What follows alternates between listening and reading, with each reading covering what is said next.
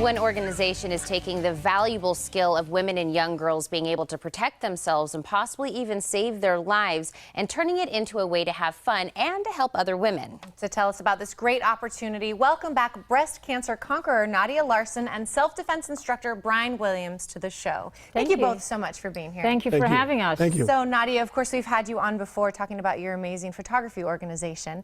So you have actually brought us a guest today as well. So tell us again what organization you're here for and how you met Brian. Okay, my organization is Nadia Strong Photography. I'm a breast cancer conqueror, and my plan is to open up a photography studio and photograph women going through breast cancer for free. And how I met Brian, my youngest daughter, when she turned 16, I did a birthday party for her, and that's when I used to have my chocolate store, Chocolat, and I came across a flyer that says classes for girls and women self-defense, and I said that'll be perfect for 16. They're driving, you know, get the skills to learn how to defend herself. And so he came over and he taught the class to all her girlfriends, and they loved it so much that I opened up my home for 4 weeks, and he did classes every day. And we continued the classes further on when my daughter graduated from Sabino, went to U of A, to Eller School, and she opened up the first ever self-defense club at the rec center, and she brought in Brian Williams as instructor, and they had a lot of students that learned skills that literally saved their lives later on. So it's a good way. We have one going on at the library at River Center. It's a charitable event. We hope to be in more libraries. We have a group from the Mary Kay ladies. So any organizations, ladies out there that want to help women, helping women learn a skill that will be valuable for you while helping women going through breast cancer. I think this is a great collaboration. And Brian, when we're talking about these classes, what are we really learning when we come? What you're learning is a lot of verbal instruction. Also, you learn a lot of movements. I don't use techniques because I don't like to put the martial arts in. I am a martial artist, but I do not like to put martial arts in. It's a lot of movements that allow you to break the hold of any grip, in any grip that anyone could have on you.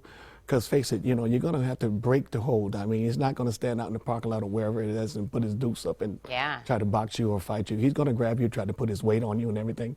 So we show them movements on how to break away, what they can remember how to do.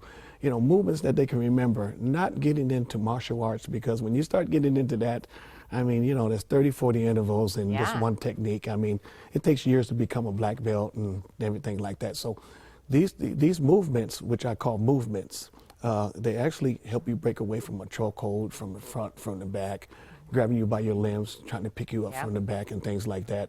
But there's a lot of verbal instruction also, which is real vital. I mean, they talk about scenarios they might have, they were getting ready to develop, or somebody that they know that was actually violently violated, you know, abused, or, you know, someone that was in domestic violence and stuff like that, you know, and everything. So we go over to a variety of things, of real life scenarios and everything.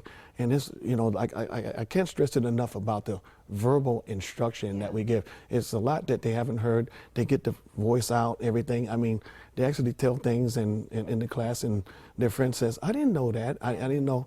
But in the class, they bring it out and everything. So when they talk about that, they're actually educating themselves, you know, to actually visualize something that's getting ready to develop. And if it does develop, they know how to break that hold and break that grip.